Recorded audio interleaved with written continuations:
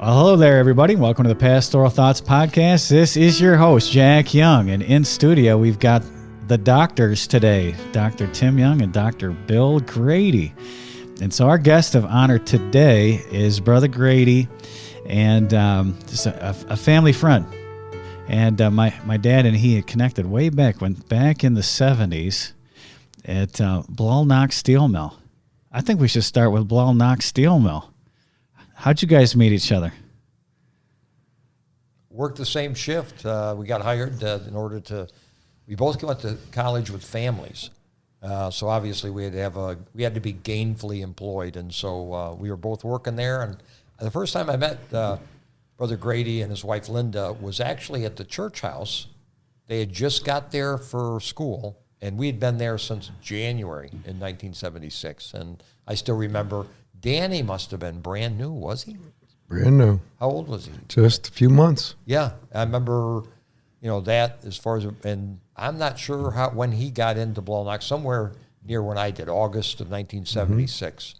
So it was a mill and foundry, and it actually made the M60 Army tank, the turret as well as the casting for the hull. And we had different jobs, but we intersected and were there, became fast friends. And did you guys sit by each other in chapel, in Hyles-Anderson Chapel? I don't want to talk about it. I'll just tell you a funny story. There was another Tim Young at Hyles-Anderson College when I was there. He had come as a freshman. I was probably a senior at that time. And Brother Grady and I would sit together in chapel because, again, we were good friends. And every day they would announce the people that got demerits had to see Brother Sprunger. Well, there was another Tim Young, and he was a freshman. He was getting them on a daily basis. So every time whoever announced it, Dr. Evans,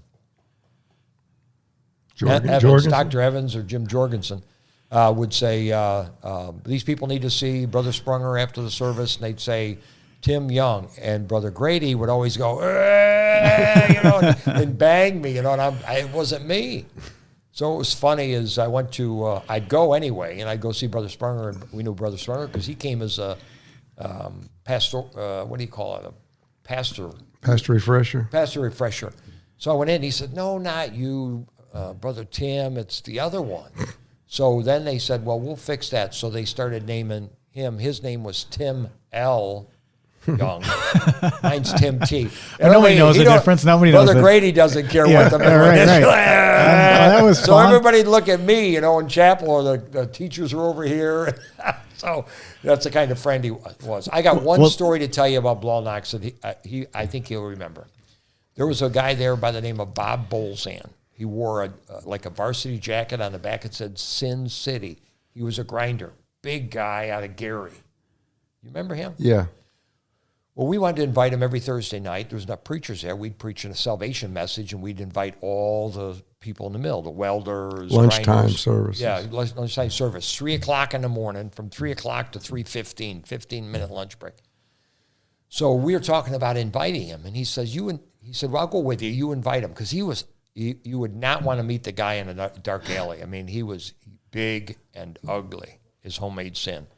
And so I said, no, you ask him. And we went back and forth. You ask him. And then finally Bill says, I'll ask him. I said, okay. So we walk up, and he said, Bob.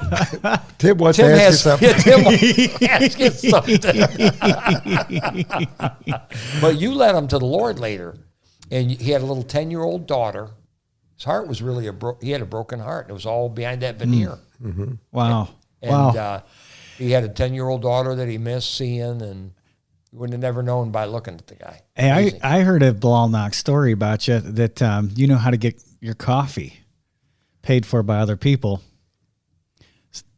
I think it was 15 cents for a cup of coffee. This is probably a legend. I got a lot of stories. Well, we could buy, somebody would have a coffee pot, like a 50-pot coffee pot, and they'd, at the Blall, it was a government, paid for installation. We were making Army tanks, so anything you charge to the government, So the amount of work that a lot of people did there was very limited, and a lot of them had like coffee pots, and they'd cook hamburgers and sausage at lunchtime. It's crazy. Make money on the side. Welding ovens. They cook stuff inside the welding rod ovens. Yeah, right. And so anyway, we'd always get a cup of coffee. Well, his wife, Linda, would only give him 15 cents every night to buy one cup of coffee. So he was a great one for bumming coffee. God, just 15 cents. And so one day, I forget how it took place, but he said, look, I got 5 cents, just let me, no, he had 10 pennies, I think it was. He had 10 pennies. And so he said, well, just give me, or no, I know. I pulled out, he had a nickel. So I pulled out, and I had a fistful of change, and I had several pennies. So he said, just give me 10 pennies, I'll give them right back. And I said, no, I'm not going to do that. I'm not buying you coffee. So he took the 10 pennies. There were 2 welders sitting on the front of a hall. I still remember, could take you to the spot. And he goes, hey, when do you guys got a dime for 10 pennies? And the guy said, he jumps down off the hall, and the front of it, he pulls out his thing. He's got change. He said, here, you can have a dime. I don't want keep all the those 10 pennies. Yeah, keep the 10 pennies. So we walked 10 feet, and he says, here's your 10 pennies back. Can I tell you where I learned how to do that? Yes, please. I was about 8 or 9 years old, right there living in Manhattan in an apartment house, and I saw a comic book with an ad in it.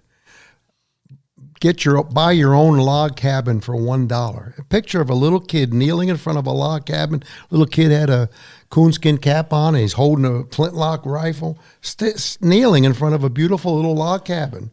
And his kid's name was over the doorway. It said Billy, my own name. It's an ad in the comic book. Send away for your own log cabin, $1. I flipped out, 38,000 people per square mile population density in Manhattan. I'm going to have my own log cabin. I went to my mother. I said, I need $1, Mom. Right? Why? I said, I want to buy a log cabin. She looked at it. She said, are you nuts? New York mother. Are you stupid? You're not going to get a log cabin for $1. But I thought I knew more than my mother. She wouldn't give me $1. I went downstairs to the pay phone booth on our street with 10 pennies. I stood outside and looked with the phone on my shoulder. First dude walked by, I'd lean over, hey, bro, you got a dime for 10 pennies? Like that. And he'd give me a dime every time. Keep your freaking pennies. I did that all. The only problem, you hit somebody coming back from the A&P, an hour later, still in there. But I got $1, went to the candy store, got a money order, mailed it off. I was going to show my mother. I wasn't stupid. She was stupid, About 3 weeks later, I'm laying in my room on the floor reading more comic books, and I hear my mother says, hey, Billy, your log cabin's here. It just arrived, I said, I'll show her now. She kicks the door open and throws a big manila envelope at me, giant manila envelope. I thought, what are these perverts going to just give me the blueprints for $1? I got to build my. That's the first thought I had. I'm 8 years old. I opened the envelope, and you know what I did? I pulled my log cabin out. It was a tablecloth painted with logs. You put it over a 4-legged card table and crawl in and out. That's your log cabin. I found out my mother isn't as dumb as I thought she was. But that's where I learned how to hustle people for 10 pennies. That's still worked at Blonde Ox. That's something. Hey, tell us about your upbringing. Well, I guess it's as bizarre as it could be. If you ever watched The Honeymooners with Ralph Norton, that's how our apartment was, Ralph and Alice's apartment. Lenox Hill Hospital was part of Ground Zero during this pandemic went on. I was born in Lenox Hill Hospital. I lived 1 block from Lenox Hill Hospital on 78th Street and First Avenue. And it's a bizarre story. I'll just give you this briefest summary if I can think of it. My dad was he was a doorman at 730 Park Avenue. You can buy a book at Amazon called 730 Park Avenue, wealthiest apartment building in New York City. And he worked for Al Smith before that in the Empire State Building. He used to buy his cigars, take his wife out shopping. First Roman Catholic to run for president, former governor of New York.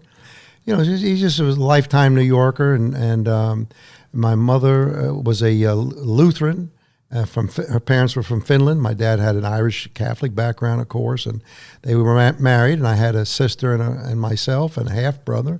My mother had a son from a previous marriage, so he's a half brother. He went to Sing Sing prison for 3 years for shooting a man in the police station in Brooklyn. Guy fooling around with his wife. He chased him through the streets with a .38 pistol and shot him on the front steps of a Brooklyn precinct when he was running in for protection, and he chased him into the police station with the smoking gun in his hand.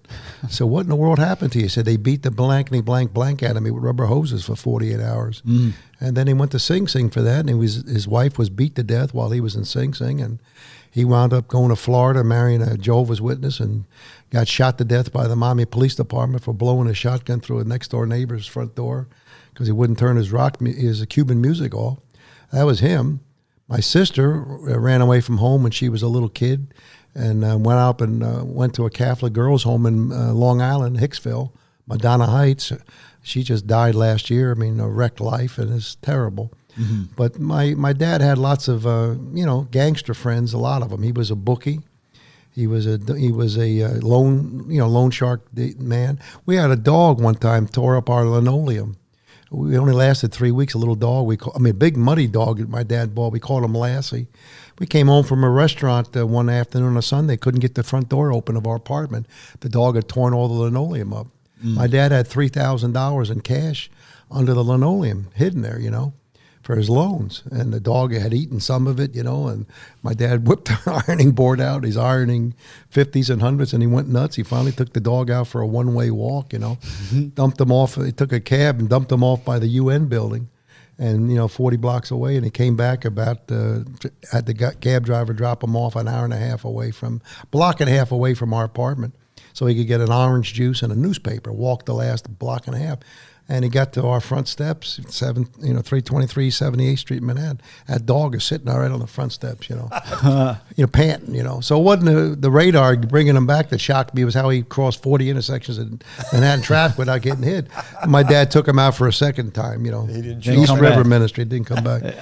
So he had, I had a half brother that was, he burned a grocery. He disappeared out of my life when he was 14. He burned a grocery store to the ground right next to our apartment. Harry's Delicatessen. He delivered groceries, and Harry kept ripping him off, so he got tired of getting ripped off for his paycheck. He just burned the store down. He went to reform school. I can still remember going to the A&P store with my mom, buying his toothbrush and toothpaste, for a care package, and she told me he was in military school. He's up the river someplace at a reform school. But blah, blah, blah. So my dad's... And you were in New York City. What part of the city again? Manhattan, Yorkville, Upper East Side. You're talking about 1960s. Well, yeah, born there in 1952. Okay. Yeah, and my mother committed suicide in 1964 on St. Patrick's Day. That was everybody has a heartache in their life that God will use. I was in a Catholic school. The most famous Catholic in the history of the United States signed my grade school diploma in 1966, Cardinal Francis Spellman. He died in 1967. So, I have a strict Roman Catholic, inner city Manhattan with the nuns, and so I never saw a Catholic Bible, so I had no connection to God other than Catholicism. And so my mother, the pressure she had arthritis, her mother had died. She's trying to get in touch with her mother with Ouija boards. It was a disaster. She tried to suffocate me with a pillow one night. All the gas jets turned on in our house. 3 a.m, I was able to knock her off my body in the bed, trying to suffocate me with a pillow, and turned all the gas jets down and opened the door, got some air in there. She was a good woman, a good mother, but she was really messed up with arthritis and Ouija boards, and she had real bad sugar problems and hypoglycemia. And they didn't know that back yonder. She drank a lot of beer, and that messed her up chemically. So on St. Patrick's Day, she took a bunch of sleeping pills, and last words to me were, "I love you, Billy." And I said, "No, you don't, Mom. If you did, you wouldn't be doing this." And she fell down on the floor. It was about 7 o'clock at night and went into a coma. And I grabbed her and dragged her into the living room from the kitchen and put her on the couch. And I just wanted her to be saved. In my mind, that was she had to be a Catholic to be saved, and she's a dirty Protestant, So I ran into the kitchen, got the same glass that she had been drinking the water to take the pills with, and refilled it. Ran back in there and sprinkled it over her head on the couch, as they had taught us. I'm in 6th grade, Catholic school. That's what they taught us, If you can't get a priest there, you can do it. So I baptized you and my sister in the name of the Father, Son, and the Holy Spirit. Dropped the glass, ran downstairs, called the Manhattan Rescue Squad, and then called my dad at the Three Swans Bar where he was celebrating St. Patty's Day. And, they rushed her to the hospital that night, pumped her stomach, and she died. The next morning, I'm laying on I spent the night at my brother at his apartment and in Brooklyn. And I woke up the next morning sleeping on a floor, on a mat, on the kitchen floor. And he's sitting there drinking coffee. And he looks down and he says, "No more mommy." And went back to drinking his coffee. And that's how I learned she died in the middle of the night. But all that, rather than a sad story, that's all the stuff God's doing with individual people. Everybody's got some weird story where God is molding you. You put a big hole in my heart, big vacuum. That I started looking for reality in God. I got saved 10 years later, and then that you never get over those tragedies. But I don't like these people, Tim. Do you? That it's all about me. Let me tell you my big sad story, because everybody's got a problem. Right. What did Brother Howe say on the radio for 40 years? Be kind to everyone, because everyone's having a tough time. Sir. So I don't know. That's as brief. Let me ask you a question. Where did the Chickanowskis come in on your life? The Chickanowskis came into my life. I remember you telling the... Yeah. So, if I hesitate or stutter, that's my Joe Biden impersonation. I've been driving so many miles lately, but my brain's a little tired.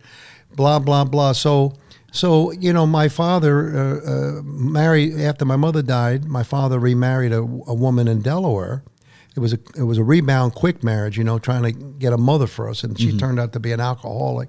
So we moved down to Delaware, and I went from the Empire State to the Diamond State, little dinky Delaware. I remember I went back to New York for a weekend with my dad, and I saw some old friends. We're up on an apartment building on First Avenue throwing bricks down at the traffic. Me and this Hungarian kid, he said, "Where'd you move up, Bill?" I said, "I moved to Delaware." He said, "What state is that in?" He's throwing these bricks down. For real. I remember that. So it was a big shock.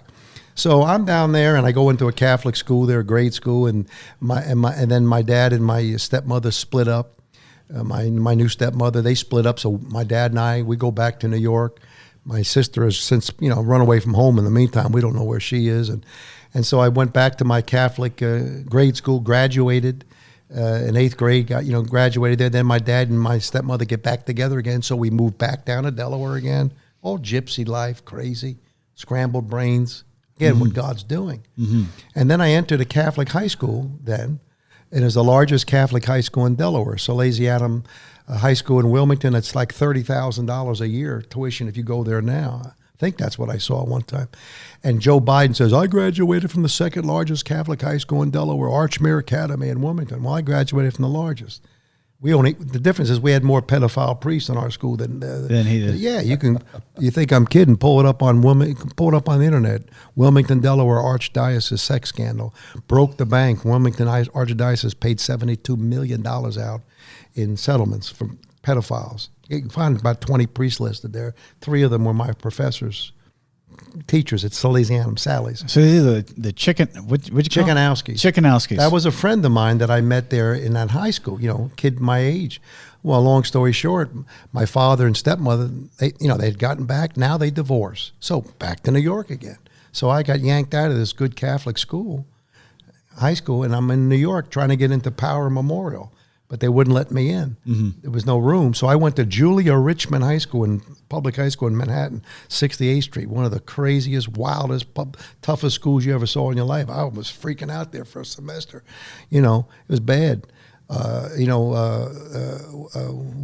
Otis Redding died in a plane crash. They almost shut the school down in the morning. I was hiding under desks. It was crazy. But anyway, so my dad didn't want me staying there anymore. So he found a family. This Sam Chickanowski friend of mine, he works a deal out with the guy's mother and father to take me in like a boarder. And he was paying them money every week or month, to hold me there. So I went back to Delaware, got back in that Catholic high school again, and lived with these people for the next 2.5 years. And they were nice people, but it's just weird. Yeah. We're my family, Yeah, it's pretty sick. Now, when you were in that Catholic school, do you think that it gave you an appetite for education and learning? I thank the Lord for my Catholic high school training, because they were as strict as they could be. If there was a piece of hair on my ear, the priest would knock your head off almost. I mean, strict dress standards, strict everything. You know what I mean? And I understand that God allowed that to be used, for strictness, because I became interested in. See, when I got saved, I was immediately bummed out about the Catholics having lied to me so bad that I just wanted to find out what the truth was. That's the only thing that led me to start reading. What happened? How did I get lied to so bad? Yeah. But there was a very strict environment. I appreciate it. You had a connection to Joe Biden there in Jersey, didn't you? Yeah, in Delaware. I had a weird connection. Yeah, it's just a weird. When I was 19 years old, I went to the University of Delaware after graduating from Salesianum for a year. I was smoking dope all the time, drinking Southern Comfort by the half gallon. I was just a mess. I was looking for God, didn't know I was looking for God. After a year, I couldn't take college serious anymore, but I met my wife there, for which I was grateful for, and 4 years later, we're married. But long story short, I quit after a year, and I got a job in Wilmington, Delaware, selling cash registers and typewriters and calculators. Remember the little mini calculator, the very first one that ever came out? You could hold it in your hand. It was a Sharp Pocketronic. It was $345. Wow. I made $40 commission when I'd sell one.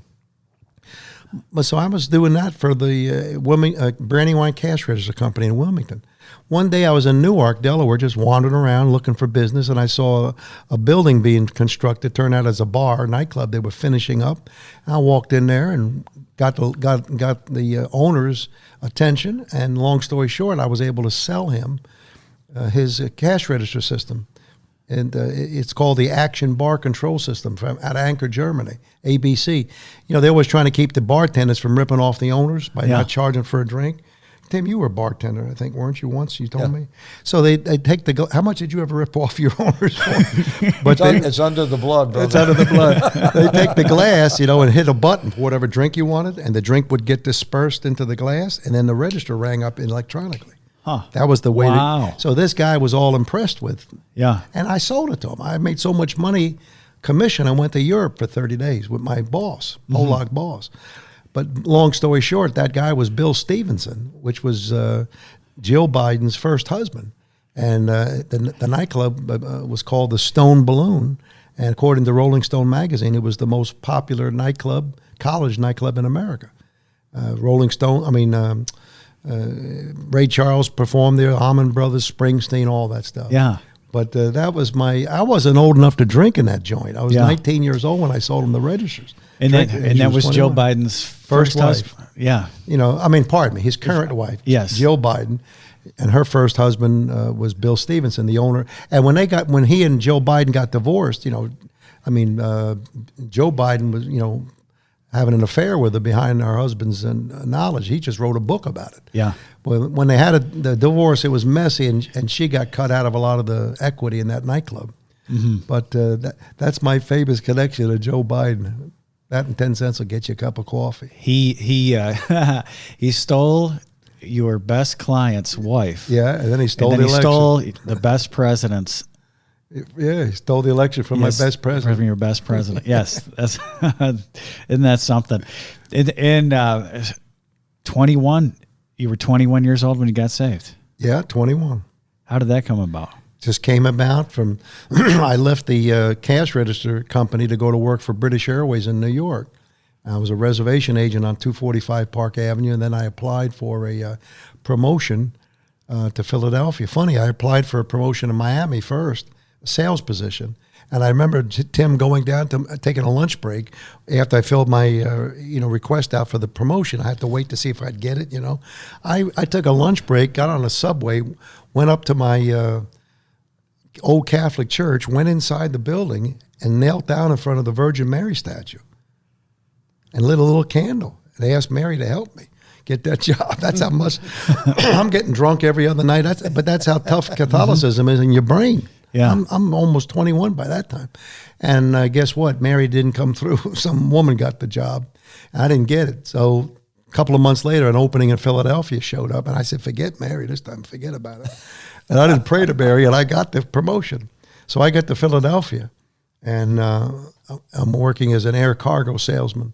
And I'm driving to work. I got a little boarding room because I'm getting ready to get married in a few months. But anyway, I'm driving to work to the airport every morning, about 15-minute commute.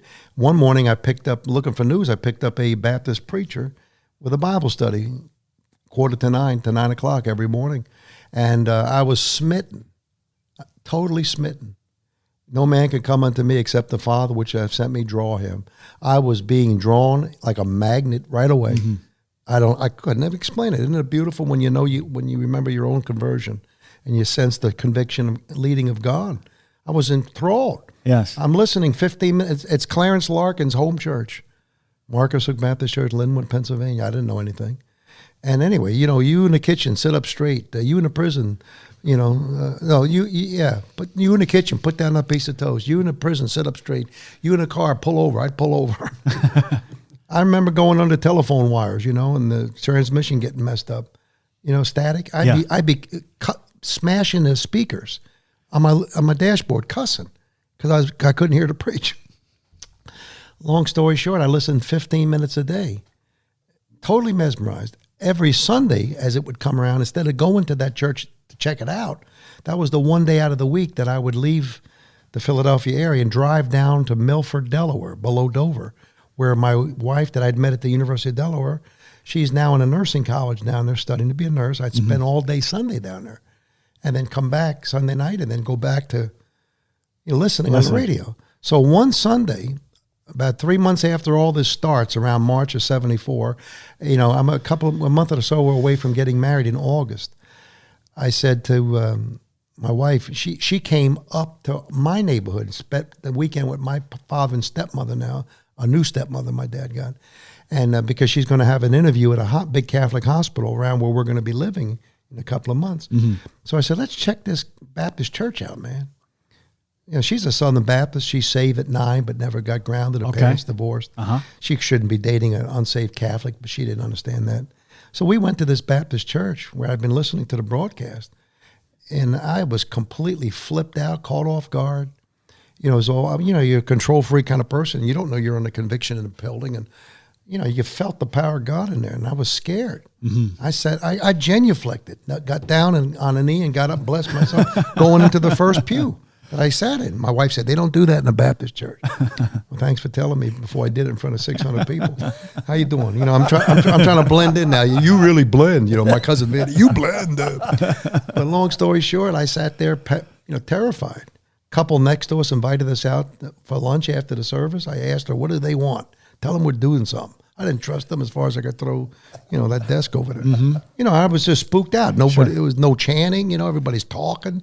No incense pots, I didn't know what was going on. But then the preacher came out and he preached the gospel, scared me to death, and I just froze there. And he said, your palms are sweating, and my palms are sweating. I was in a third pew from the front. Your heart's beating, my shirt's bouncing up and down. It was crazy. And I told the Lord, if you'll let me out of here, I'm not going to get saved. If Jesus would have appeared, I wouldn't have gotten saved. I was caught off guard. Mm-hmm. And I said, if you'll let me come back here, you let me. Oh, I know. The problem was the wedding was looming up, and my wife and I were planning all that because her dad was an oysterman in the Chesapeake Bay. He didn't have a lot of money. We were going to have a big Catholic bash, and a lot of money involved. Yeah. So we're doing it all. I said, Lord, look, wherever you are, let me get the wedding out of the way, and I'll be back. I promise. I'm hanging over hell like sinners in the hands of an angry God. I didn't know it, and I made a deal. And and I slipped out of there at the invitation. Man, I was so panicked. I got out of there. Shoo. Then I went right back to the 5 days a week listening again. Yeah. And then, we got married a month and a half later. Catholic priest that married us got from Salesiana, my homeroom teacher for 4 years. He got a little looped, amen. He drinking too many Budweisers. At the reception, he pulled his accordion out, started a conga line, playing when the saints go marching in. I'm hanging onto his hips. Yeah. My best man, Mike DiGiacomo, Mike the Knife, with a Fu Manchu mustache. He's hanging onto my hips. 20 Catholics on my hips. Dancing all around snake dancing all around the Hub Cocktail Lounge in Dover, Delaware. My wife's Southern Baptist relatives are sitting there with their mouth. Eastern Star ladies, Aunt Rose, Aunt Ann, Pocomoke, Maryland. They're like completely flipped out. And so, long story short. I go, we could take off and go to a honeymoon. On the way, as we left the reception, some guy, one of my former customers from one of the air freight companies, is driving me. driving me up to the airport motel, Philadelphia Sheridan from Dover. I'm in the back seat with my wife. And we're exchanging wedding gifts. I gave her a fancy little charm bracelet, very nice, exquisite little thing. Got it, I forget where I got it, but she gives me a shirt-size box, gift wrapped. Open it up, and there's a giant print King James Bible. Wow. And she bought it at a Beach Boys concert 3 months earlier. Went to hear the Beach Boys at the Harrington County Fair grounds in Dover, Delaware, and Harrington, Delaware. And on the way out, those kind of things, they got flea market setups. Right. And she saw a table with books and Bibles, and she said, that Bible make a good gift. So she bought me a King James Bible. Amazing. Where sin abounds, grace does more abound. So I take that King James Bible to Hawaii with us for a week. And when I came back from Hawaii on the airplane, I said, Lord, I told you I made a deal with you. I said, I'll be back tomorrow. Just hang in there for another 24 hours. And the next morning, we got back to our apartment. We landed in Philadelphia Saturday night. We were in our apartment. I carried my wife over the threshold, and we were only in there like 30 minutes, and the doorbells start ringing. Freak show friends showing up to party. I mean, that apartment was so swanky. I turned my TV set on to check them out, ringing the doorbells. That's 1974. The security stuff they had, the videos. They decided if I'd let them in or not. What was the date? When was your wedding date? August 17th, 1974. Ours was the same year, but May 4th. Oh, how about that? Yeah. That's the night. Yeah, and blah blah blah, and everybody came up and we all got drunk. Mm-hmm. My wife didn't think it was very romantic at first apartment, the first night home. But the next morning I got up. I said, "Okay, honey, it's time to go." Time to go to church. And I opened, and she never bucked me. She was glad. Yeah. Opened my bedroom door. There's my best man laying on the floor, half dead, from the night before, flu bad shoe mustache, just laid on the floor. I'm stepping over his body with Linda coming right behind me. He looked up and said, "Hey, man, where you going? What's happening?" I said, "I'm going to church, Mike. Lock the joint up, when you leave." He said, "You say what now? Who now? You what now?" We smoked marijuana 24 hours a day at University of Delaware. He's an old roommate. Anyway, we jumped in the car and drove back to that church. I was just waiting now. I knew what to expect. Nothing took me off guard. And the preacher preached on Acts chapter 10, Cornelius. That's where I get my Italian band jokes from, maybe. Yeah. I went down the aisle, and that was it. That was it. That's all she wrote. Wow. Hey, just to throw this in, I just drove by the church on the way up here to have lunch with you guys. I drove by the church I got saved in. Around still here? Sitting there. Yeah, it's still sitting there. This is your neighborhood where you grew up? Actually, about 4 miles from where our church is.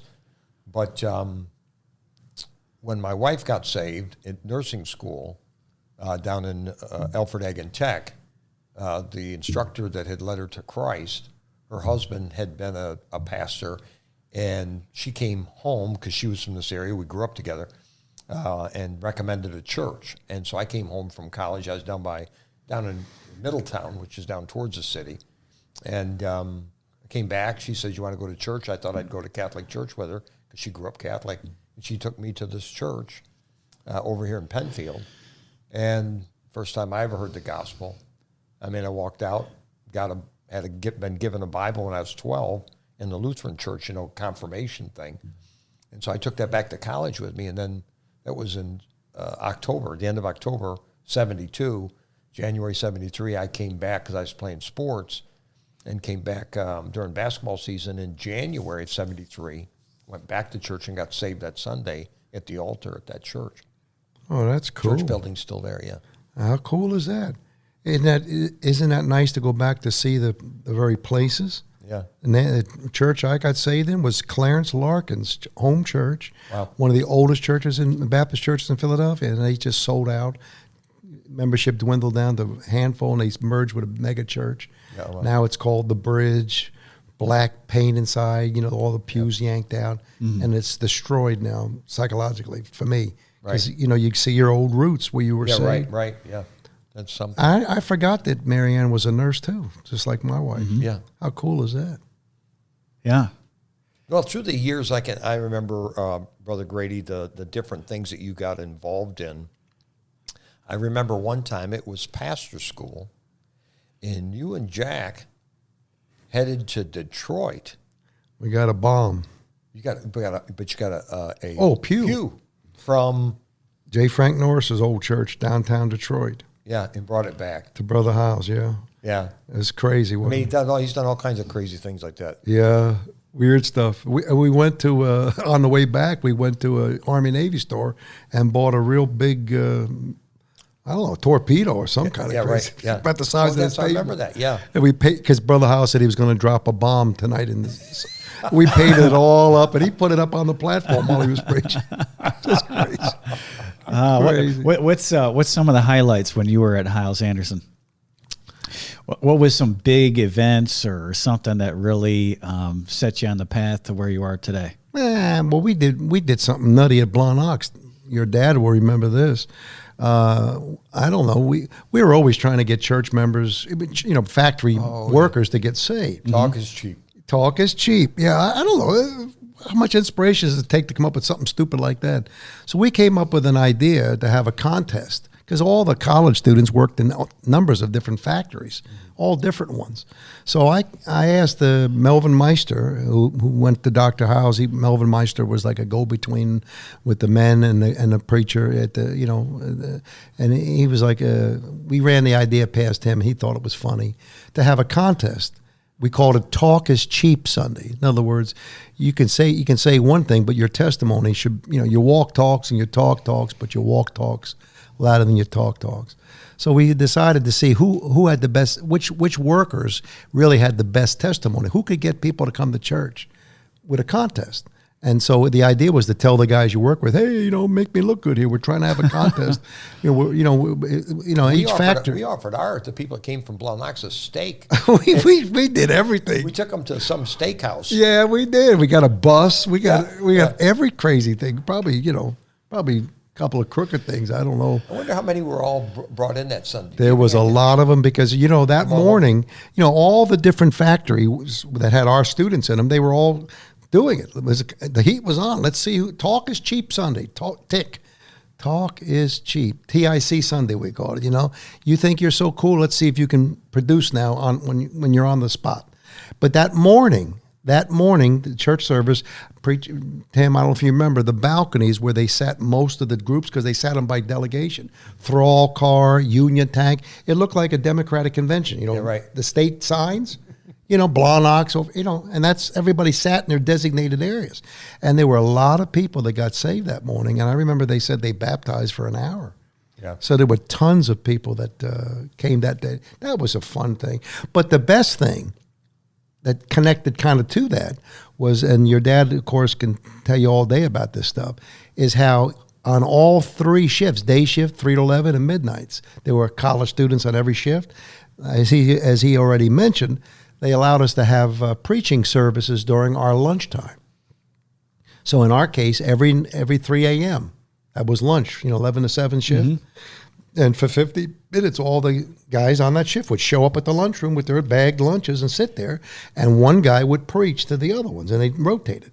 And, Tim, for 4 years, I preached every week. Yeah. For 15 minutes, but that was practice. Right. Yeah. Am I right? That was tremendous. Every Thursday in the week was our evangelistic night, where we'd invite all kind of people to come in the heathen. The rest of the week was just us guys. Hey, You guys had a service at Blonde Ox where it was just the two of you. Yes, one Saturday night. it was a weekend. It would have been Sunday morning. Yeah, when nobody else was there. He and I were the only two guys working that weekend. Yeah, we showed up, and where's everybody else? Well, we thought, the show must go on, and we were, fairly dedicated. So we flipped the coin or something, and I think I got to preach, and he got the lead singing. So he's leading the singing up there behind a pulpit, iron welded pulpit. I'm sitting there singing with a hymn book, and then we switch. I went and preached to him. Some of you guys aren't, weren't the dynamite to blow you up on the job. Get right with guy. He's the only one sitting there. And there were these 3 black dudes down at the other end of the lunchroom. They were grinding a lock off, I think, one of the concession stand machines. Cigarette behind the ear, ripping them joint. And they're looking down at us. We looked crazier to them, I think, than they looked us. Hey, do you remember those 2 fellas? They were twin brothers. The Clark brothers. Is it Clark? Yeah. They always wore bib overalls, but they were identical twins, and they must have weighed 400 pounds apiece. And they always wore, and they came to church that Sunday. I think they got saved and baptized. Pancho did. The Mexican foreman got saved. Pancho, remember him? Yeah. But that was so funny because these guys, it might not have been that Sunday, but I remember them coming one time. Yeah, they did. And it was freezing out. And they just had a short sleeve shirt and their bib overalls. We use them. We use those guys. See, and it was funny, Tim, if you remember Al Pizzato. Oh, yeah. His nickname was No. Anything you asked him for, no. But he kind of always had his helmet. Always tilted, yes. Always liked the preachers, though, kind of without admitting it. Yeah. Because he'd let us do anything we wanted to do almost on Christmas week. You know, we'd always have one big Christmas service. And he didn't. They let it go half an hour, and he didn't care. But he liked us. So one year we built a ring. I don't know if you remember, because you've jumped around to the other shifts sometimes. I don't remember what year it was. We built a ring with pallets, wooden pallets, and canvas on top of the pallets, and 4 welding boxes on the corners with 2x4s and rope. We built a stinking ring, like a boxing ring. No, I wasn't there. And we brought those. You know what? I don't know how long. When did you get out of? I got out of there in 81.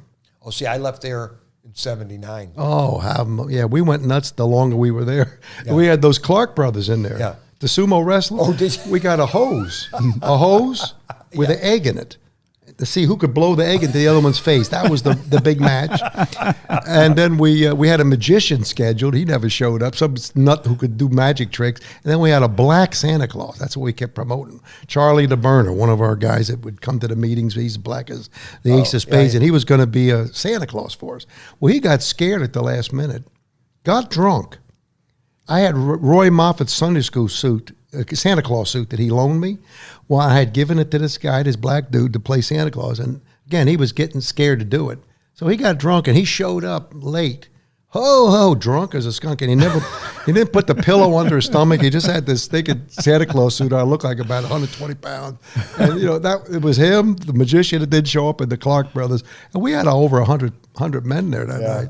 And we preached to them, get the gospel to them. That's amazing. That's amazing. But, the nice thing is when your dad and I did that service with just 2 of us, we didn't understand maybe what we were doing, but that scripture says, he that is faithful in that which is least. Yeah, fidelity. And we're both in the ministry still 40 years later trying to serve the Lord. And then that night obviously was a test. Probably. Yeah. I think so. And it would have been just as easy to say, well, Certainly let's not do it. let's chill out, Absolutely. But we took that real serious. Yeah. And we had men saved a lot, through the years there. Every time somebody would get killed, we'd have a memorial service for You him. remember that time that fella that, what was his name? Box. He was shot at a bar on Friday night. We went to the house and had a service in their living room. Oh, he was a black fella. He was built like he was really built strong. Yeah. Wow. And when he was playing cards at a bar Friday evening, we worked from 11 to 7 in the morning. And that evening, he'd gone to the bar playing cards, and some guy said he was going to go out and get a gun in his car.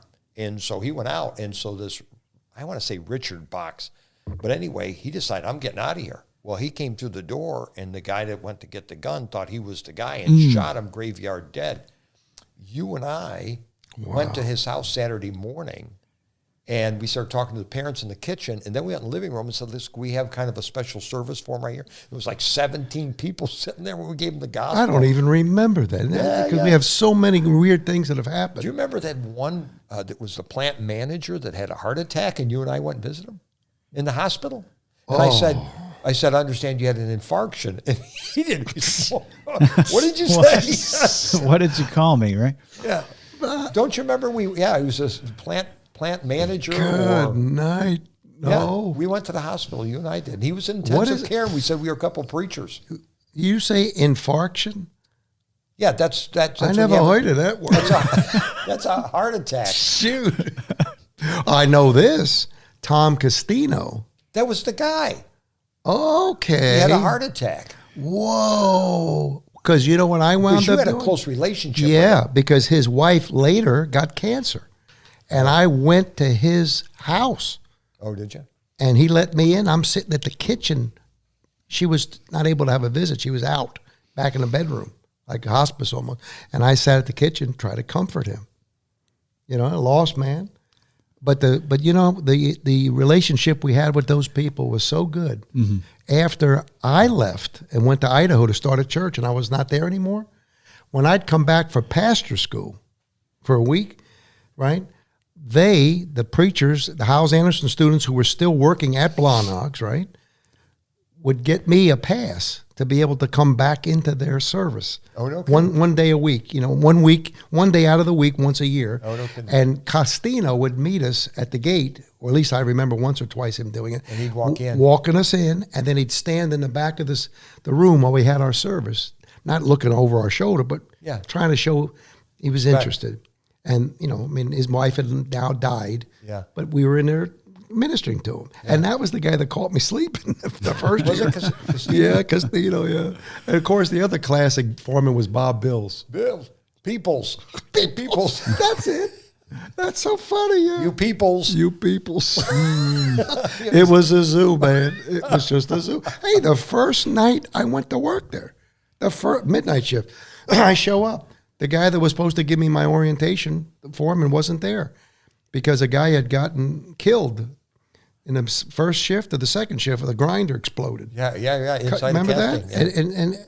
And then they hand me a grinder, say grind. They said, look out for cracks on the grinding wheel. The whole thing looks like cracks. I was grinding like this, I was scared. I don't know anything.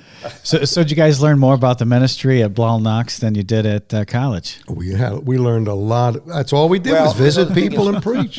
I think the thing is being at the First Baptist Church Hammond was the great education as far as that. Now, to some guys, Bill and I had an advantage. We'd been out, I don't want to say in the world, but we went to school at 25. We didn't go to school at 17 or 18. Yeah. And so, first of all, we knew, anybody put their pants on one leg at a time. Right. Where 17, 18, they were sycophants, they just, they worshiped. And they missed what was going on. Yeah, absolutely. And so I went to Bible college at 23. Graduated at 25. I should say back to college. But, there was a world of difference. I think even one thing. Plus, we had kids. But you families. wanted what you went for. It wasn't like, my buddies go to Bible college or somebody else went to Bible college. I promised my parents I'd stay a year. Yeah, right, exactly. Mm-hmm. So I'm sorry I didn't interrupt you, but that's true. You've got a whole different perspective. Quit your jobs, moved across the country. And you have some life experience. And I know at Bible college I was 22 to 25 years old, somewhere around in there. But the married college students, we were on just a complete different level than the 18-year-olds, 19-year-olds who were there. Even the ones who love the Lord, I think, because we come in with life experience and then that desire. Well, when we were at Howes Anderson, there were more married students than there were dorm students as far as number-wise. And so we really had the spirit of the place. We controlled the spirit. It wasn't like a married student going in with a bunch of kids. Mm-hmm. I mean, at the beginning there, you think of, Gomez and all these guys were all married students. And we'd see, hey, see you next summer, because you started school and, you were busy going to where everybody was working a job and everything else. So we really kind of controlled the spirit. Not that we did it on purpose, but we were excited. So you remember the early days when we were in the old chapel? Oh, sure. And remember how they dismissed the married guys that had jobs? Yeah. Throughout that side door. It was like the Indianapolis 500 running for your life. Yeah, to get the work on to get to your car and whipping out of the... Remember that? Yeah, oh, yeah. That was crazy. In the late 70s, too, in the early 80s, there was a pioneering spirit in America, and particularly Max Helton kept talking about starting churches in New England, every place. Yeah. We were all ready to reach America. That office that he opened. So the guys would graduate, and the next day they're heading off to start a church somewhere. I think that people don't believe it, but you take the Welsh revival. 50 years later, there wasn't anything going on. But I think in the 70s and 80s, something was going on in America. Oh, you could spit and people got saved. Mm-hmm. Yeah. My first church, I started in 1981. I baptized 103 people the first year. Started with 14 people in a living room. Okay, I'm going somewhere with this. So 95% of those people were my own converts. Okay, so 50% of those converts, 80% of those converts were adults. 50% were men. 50% of those men were over 250 pounds. We built a 6,000 square foot auditorium in 5 months. I mean, day the backhoe showed up to the day Wendell Evans preached the dedication of a building. 3,000, you're a builder, Tim, 3,000 square foot daylight basement, 3,000 square foot above ground. Everything but pews and carpet was finished. Right. Gorilla Monsoon people, right? Yeah. I was 103, right? Yeah. Next year, maybe 70 or 80, like that. Right. Now, that was in 1981 to 1986. And these converts were sticking. They were sticking, man. Yeah. I still get postcards from some of them people. Long story short, I went to Michigan to start a church right down around your corner. I was there 9 years. Were you 9 years? 2005 to 2014. Schwartz Creek. Now watch this one, neighbor. You got the timetable? I didn't baptize 12 people in 9 years. Knocking on doors, working my head off. But you know, that area was so burnt over from Baptist churches back in the 80s, 70s, and 80s when all, they had those big, I'm trying to think of the Finger Lakes. Was it Finger Lakes Baptist or whatever it was? The Garb. Lakes, General Twin Cities Baptist. Twin Cities. Yeah, they had some major, Well, and it was a depressed area, so a lot of the jobs went away, and then But the people with ambition went away. In the 70s, though, you could spit, and people were saying. Right. It was a wonderful time, Mm-hmm. but it began to wind down after that. I heard an old man preach a sermon in Alabama one time on Acts 27. He likened that ship journey to the church age and getting to Mileta as the end of the age. And he said, how you can tell when you're getting to the end of the age? He said, everybody's throwing everything overboard. Keep the ship floating. Oh, wow. Yeah, that's good. Number two, the water gets more shallow. Yeah. 14 fathoms, 10 fathoms. Mm-hmm. And then the thing that really clocked me, he said the third thing, the more shallow the water is, the worse the fishing is. Jesus said, launch out into the deep for a draught. Yeah. So I heard, that really blew me away. I preached that up in Canada one time in Montreal. Some French Canadian, about 6'6", 80 pounds, soaking wet type thing with a little mustache, got everything but a little hat. Tilted, French accent. He said, Dr. Grady, I loved your sermon on Acts 27, but I must tell you, we must never forget the minnows. I never forgot that. That's kind of what we're dealing with now, Sure. Isn't it, minnows? Yeah. Amen. So you have a big pile of books here. Yeah. How many pages of books do you have right here? 9, 18, 25. I don't know, about 27,000. 27,000. 2,700. 2,700 pages Yeah. of information right there. And your first book was Final Authority. Final Authority. Final Authority. How'd you get into writing that?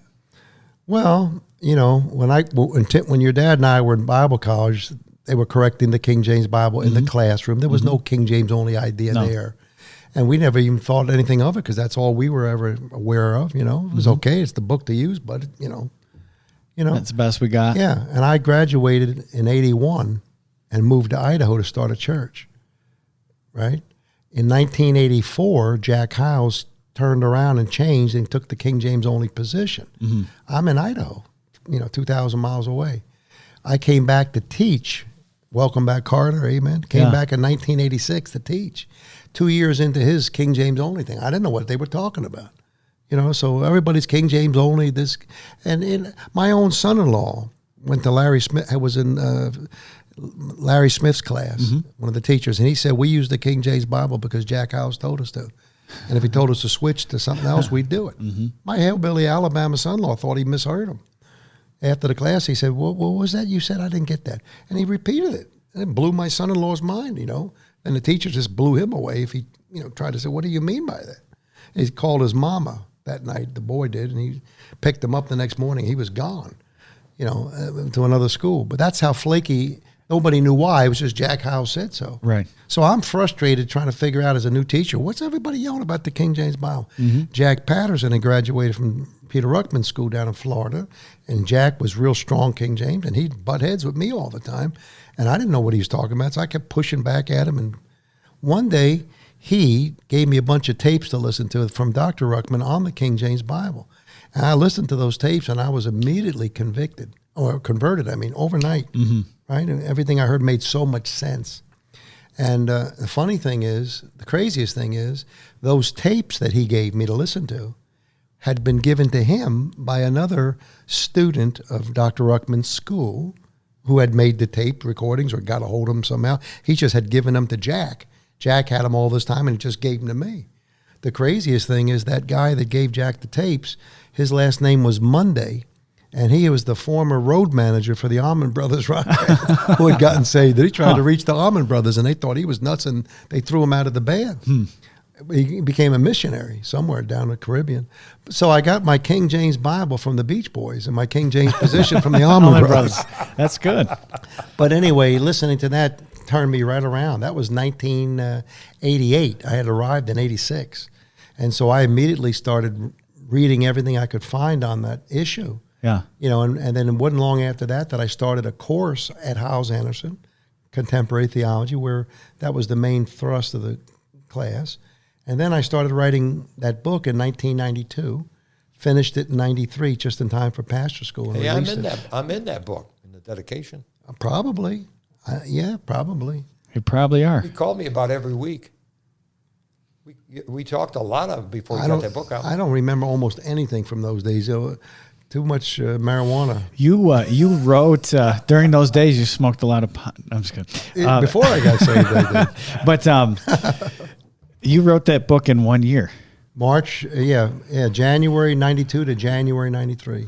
So you must have crammed for that. I did. I wrote it longhand, too. Longhand with a gold pen, yellow legal pads. Hey. What's it say? There. It just says Mr. Chris Stanzel, Mr. Bob Hooker, Pastor Dan Woodward. Oh, Dr. it's Tim nothing Young, particular about you? and especially Dr. Dallas Dobson. Where are you at? Right.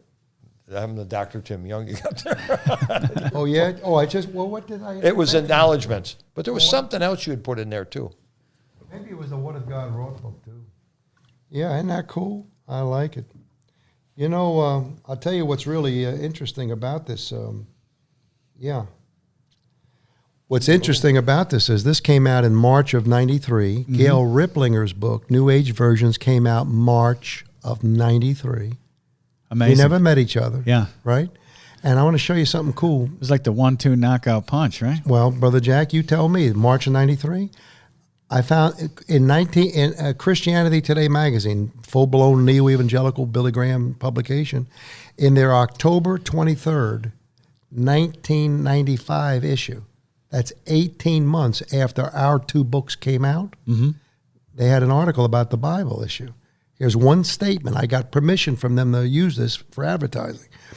Here's a quote out of their article. Among conservative Christians, a grassroots backlash against contemporary English language Bibles has triggered a renewed interest in the famed King James Version with its word-for-word translation and its long-standing authority. And I never want to take more credit for that than is right. And I always use the illustration of a roller coaster. That first climb, clunk, cluck, cluck, cluck, cluck, cluck, right? See? That's Peter Ruckman, 30, 40 years beating that drum. Yeah. And up here is 93, two of his disciples, per se, that were influenced by him. Me and Riplinger put two books out, and wham, over the top it went, took off. But it was all his foundational work. And then, you sold that year and the year after some 50,000 copies or something like that. They were out the door. I mean, I remember going to Mardell's Christian Bookstore and seeing Final Authority in there. Yeah, 5,000. First printing of 5,000 was sold out in 3 weeks. Then another 5,000. Then another 5,000, and it was so wild. Right, I mean, I bought a home right across the street from. I went from an 800 square foot rented house in Hessville, disaster, to a brand new. Oh, not brand new, but a four bedroom home across the street from Howes Anderson. I'm not a worldly guy, but I was able to finally get a decent home. House, yeah. You know, and we had a UPS truck back up my driveway on schedule. 15th printing. Yeah, 5 days a week he would come up. Back up, 2 o'clock in the afternoon on schedule, Monday through Friday, to get the cases of books off my porch that would be sold the night before and already taped up to go out. 6, 7, 8, 10 cases, 20 books per case, every day. And that was before you could do it online. Yeah, that's exactly right. Phone calls, and it was. That's exactly right. I was just making phone calls primitively with 3x5 cards every night from 6:30 to 9:30, just calling preachers. They were buying them up like crazy. I mean, it was, and the only reason was nobody knew me from Adam's house cat, but I was one of Jack Howell's teachers. Yeah. So you got to always give the credit. Yeah. That was the platform I launched off of. I was a nobody. And, if you wanted to know what Jack Hyles believed about the King James Bible, read Bill Grady's book, Final Authority. Yeah, Is that correct? That's pretty much, yeah. He put something in here at the last minute. Dallas Dobson wrote the forward to this, but the last minute Jack Hyles said, I hear you got a book coming out of the King James, Bill. I said, yeah. He said, can I write something? Can I write something? I swear. It's a personal word I have to call it. I already got the forward right there from Dallas Dobson. Well, before your book, it was I used the King James Bible. My mother read to me every night out of the King James Bible. And then, you helped. I think the thing is with that is the realization that a lot of things are by faith. It totally and that's why he did. Totally. Yeah. I wrote that fourth book, Given by Inspiration, which cancels this. This is facts, evidence. Yeah. That's faith. Yeah, and that's where he was. Yes. I'm back there. Amen. You can't prove the King James Bible is the Word of God. There's millions of arguments against it, translation perfection, or that are linguistic arguments. You can't deal with those arguments. I don't spend my life studying the Hebrew language. I'm not going to deal with it. So the inspiration, the preservation, and the inerrancy of Scripture is promised in God's Word. Therefore, I'll have circular reasoning because I believe God's Word, and so I have every word copy. Well, I'm going to tell you, I believe that, Jesus is the living Word of God, right? Mm-hmm. And, let me ask you a question. Did you think he stubbed his toe or skinned a knee when he was a kid playing? Sure he did. Do you think he got any splinters as a carpenter? Somebody might have messed up. Somebody might have messed with one of his sisters. And could you imagine getting clocked by Jesus? That's 12. Hey, how many years of silence is there, right? Your problem is, Brother Grady, is you're trying to make him like you rather than you like him. Well, the point is his body would suffer abuse as a human. Right. When did his body suffer the most abuse? Cross. At the end of his life. Mm-hmm. And it's the same thing with that written word. Wow. 400 years. Yeah. It's going to go through its greatest assault at the end of its run. Yeah. Which it is now. Right. And the cat of nine tails today is the internet. Sure. 30 years ago, Brother Tim, when you were starting out, some guy wanders into your services, with an NIV, college kid just been saved recently, doesn't know anything about the King James. You sit down and show him all the verses that are missing, give him the arguments for the King James. Man, you got a convert. He thinks you walk on water, right? You try it now. Kid goes home, sends an email to one of his friends.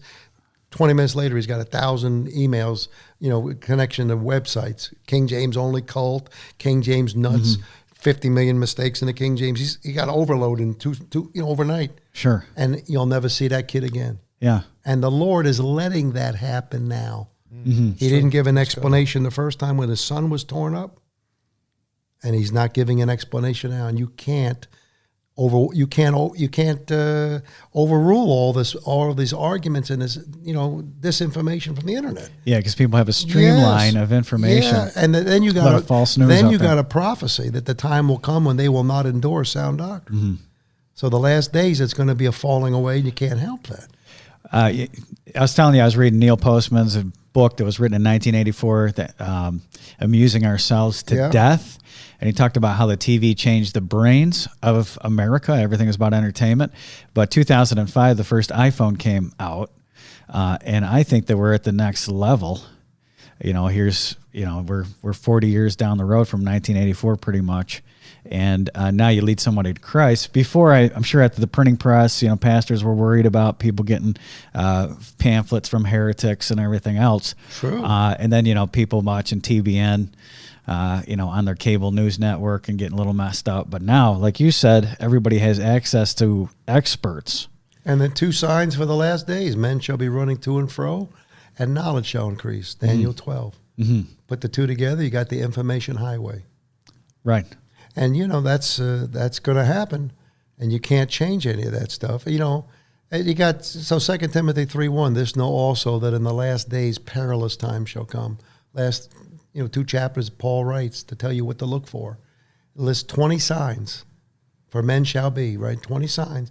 The first sign out of 20 is they shall be lovers of their own selves. Selfies. Right there. Mm-hmm. People in love with themselves. Yeah, absolutely. Absolutely. Let me think. Go ahead. What do you want to ask him, Dad? Any books in the pipeline? Any more books? Well, that's a good question. I'm still trying to survive my last book, and I'm getting bummed out that people aren't reading as much.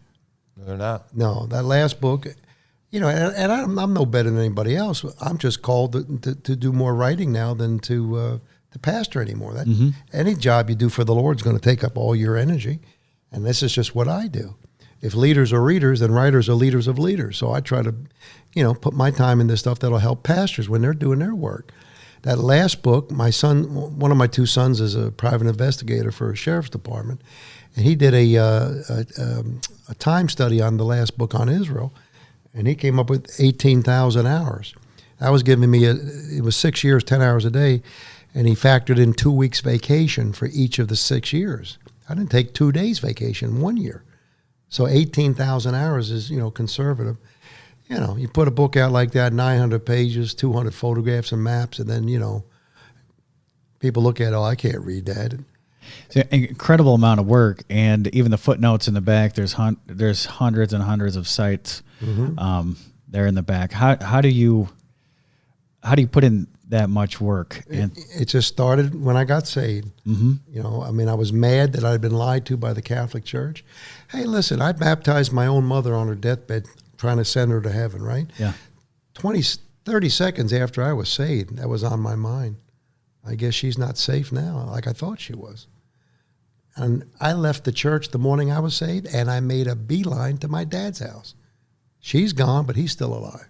First person I ever witnessed to was my father. We cussed each other out. He almost threw me out of the house. First morning, the afternoon of my getting saved, I was mad that I'd been lied to. So I started out just trying to find out what, Tim, back at Blonde Ox, my little igloo where I sat back there and read. The first thing I read, remember Mike Fishback? Sure. He had a set of, he had been a pastor, and he had a fire, and a lot of his books were smoke damage, and he was fading out of the ministry. He sold me one volume at a time for however much I was paying him, I forget. Philip Schaff's History of the Christian Church. I didn't know Philip Schaff. Yeah, I didn't know he was the chairman of the ASV committee in New York, but he was a scholar, in his era, and he wrote 8-volume set of church history books. And I was buying those and reading it was 1,000 pages per volume. I read all 8,000 pages, within a few months. Just not because I'm smart, because I'm not extra smart. I don't even know how to speed read. I don't know Mark Rasmussen. I thought he was nuts. I couldn't have a speed read, but I could. What do you call it? Just stay after it. And I wanted to know what the truth was because I'd been lied to. Yeah, that's all it was. And so something developed in those earliest years that way. Yeah, and now. When I write, Peter Jennings from ABC News used to say, if you hear a rumor your mother loves you, check it out. Check it out. Verify. So I like footnotes. I hated fake news before Donald Trump ever talked about it. Yeah. So I like to document everything. Yeah. So if there's some young man listening or somebody who's interested in reading and just understanding more about the faith. Maybe it's, you wrote 2 books on American history. I love How Satan Turned America Against God. That's my favorite book that you have written, and I love that book. I think it's great. But if you have some recommended reading for folks, what do you put them on to? Well, the problem is whenever you read patriotic books about America that weave, that combine spiritual stuff in there, you're never going to get any history about Baptists. You're always going to get the Protestants, and it's always flawed. And there's so much material about what our Baptist ancestors did in America. If you don't know anything more than just read about John Leland in Virginia, who was lobbied by Madison to get the Virginia Baptists to support the ratification of the Constitution, and Leland wouldn't do it because they were getting persecuted and there was nothing about freedom. And Madison promises a Bill of Rights and persuades Leland to endorse the Constitution of Virginia. That's how Virginia, and it passed by 10 votes when with Leland's endorsement, and it would have never, been endorsed without his, approval. And there's historical markers about that. I got documents from James Madison's home, Mount Pillier, the bookstore. It's in there. People don't know. You got Rome, New York, right where we are. Go to the cemetery, see if they don't have a big sign out there. Francis Bellamy buried here, patriot and pastor. He wrote the Pledge of Allegiance. Baptist preacher. Baptist preacher wrote "My Country 'Tis of Thee."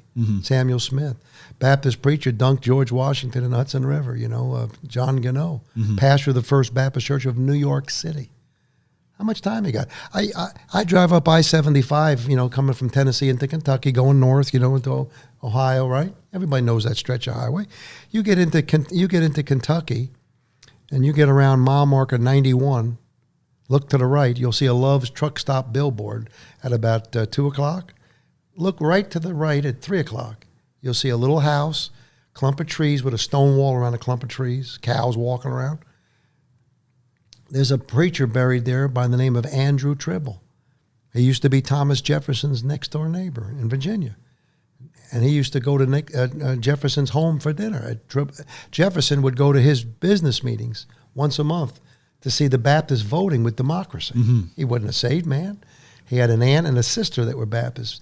But he was dumbfounded at democracy in action, Dolly Madison supposedly said. Yeah. I mean, how much time you got? Yeah. There's all kinds of influences that the Baptists have had, on our country's development. So you'll never get that in normal...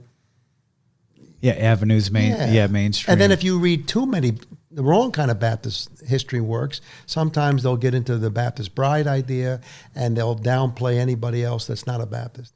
God used all these people. He gave us a Bible with maybe sprinkling Anglican, Protestants. Right. But the Baptists were the men that, like Spurgeon had the quote, I believe the Baptists were the original Christians. Yes. Their names were shifting around through history, but they always... Yeah. Why do you think the Baptists were killed by the Protestants after the Reformation?